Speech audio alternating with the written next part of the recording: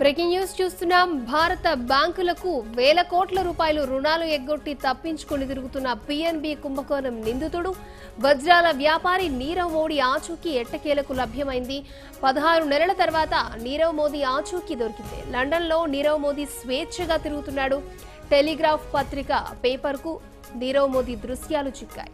భారత బ్యాంకులకు 13,700 కోట్ల రూపాయల మోసానికి పాల్పడ్డాడు. 2018 జులైలో నీరవ్ మోదీపై రెడ్ కార్నర్ నోటీసులు జారీ చేశారు.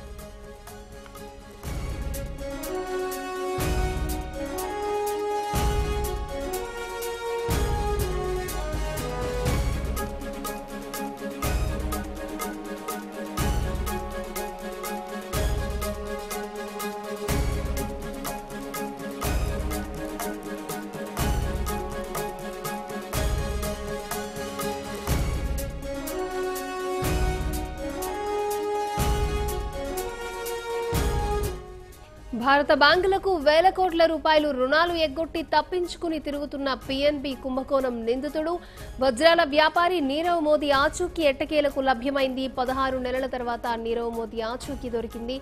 లండన్లో నీరవ్ మోదీ స్వేచ్ఛగా తిరుగుతున్నాడు. టెలిగ్రాఫ్ పత్రిక పేపర్కు నీరవ్ మోదీ దృశ్యాలు చిక్కాయి. భారత బ్యాంకులకు 13,700 కోట్ల రూపాయల మేర మోసానికి పాల్పడ్డాడు. 2018 జులైలో నీరవ్ మోదీపై రెడ్ కార్నర్ నోటీసులు జారీ చేశారు.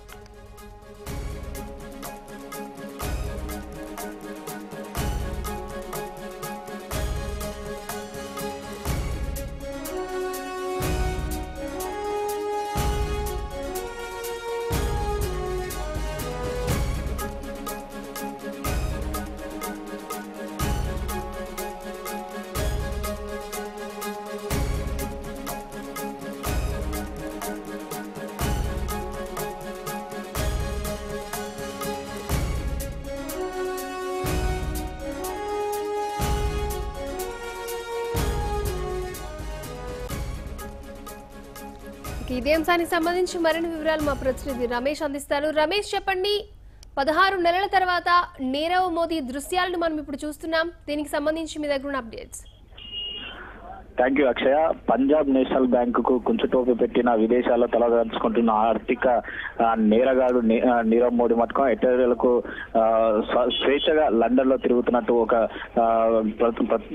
పత్రిక మటుకం గుర్తించడం జరిగింది. అయితే 16 నెలల తర్వాత ఏదైతే వేల కోట్ల రూపాయలు మోసం చేసి భారతదేశం నుంచి నేరుగా విదేశాలకు పారిపోయిన నీరవ్ మోడీ నిన్న దాదాపు నేషనల్ పేపర్ ఏదైతే టెలిగ్రాఫ్ పేపర్ ఉందో ఆ పేపర్ గుర్తించడం జరిగింది. అతను స్వేచ్ఛగా లండన్ లో తిరుగుతున్న దృశ్యాలను మొత్తం వాటి చిత్రీకరించి ప్రసరించిన నేపథ్యాన్ని కూడా చూడవచ్చు. అయితే మొత్తం మీద అయితే 1,000 కోట్ల రూపాయలు ఏదైతే కుంచుతో పెట్టిన నీరవ్ మోడీ మొత్తం ఎట్టేళ్లకు దాదాపు లండన్ లో ఉన్నట్టు కూడా ఇటు పత్రికల్లో వేయించడం భారత ప్రభుత్వం కూడా పూర్తి స్థాయిలో దర్యాప్తు అయితే చేపట్టే అవకాశం ఉన్నట్టు తెలుస్తుంది. ఇప్పటి వరకు 13,700 కోట్ల రూపాయలు భారీ మోసం పాల్పడినాయని చెప్పి కూడా ఇటు అధికారులు గుర్తించినప్పటికీ అయితే పూర్తి స్థాయిలో అతను తప్పించుకొని తిరుగుతున్న నేపథ్యంలో అతనికి సంబంధించిన ఆస్తులు కూడా ఇప్పటివరకు అయితే కొన్ని మొత్తం జప్తు చేసే పరిస్థితి నెలకొన్నట్టు తెలుస్తుంది. తాజాగా ఒక బిల్డింగ్ కూడా అతనికి సంబంధించిన బిల్డింగ్ కూడా బంగ్లా నిర్మాణంలో ఉన్నట్టు కూడా పోలీసులు గుర్తించడం జరిగింది. దానికి సంబంధించిన అనుమతులు ఇచ్చి తర్వాత అక్రమంగా అక్కడ ఉన్న బిల్డింగ్లు కూడా నిర్మిస్తున్నారని చెప్పి ఒక ఆరోపణ నేపథ్యంలో అక్రమంగా అనుమతులు తీసుకొని ఆ బిల్డింగ్ కూడా కడుతున్నారని చెప్పిన నేపథ్యంలో ఆ బిల్డింగ్ కూడా పూర్తి స్థాయిలో కూల్చేయడం జరిగింది. మరి కొద్ది రోజుల్లో మటుకు నీరవ్ మోడీని ఖచ్చితంగా ఇండియాకి తీసుకొస్తామని చెప్పి ఇటు ప్రధానంగా భారత ప్రభుత్వం అయితే చెప్తుందని చెప్పవచ్చు. Thank you Ramesh.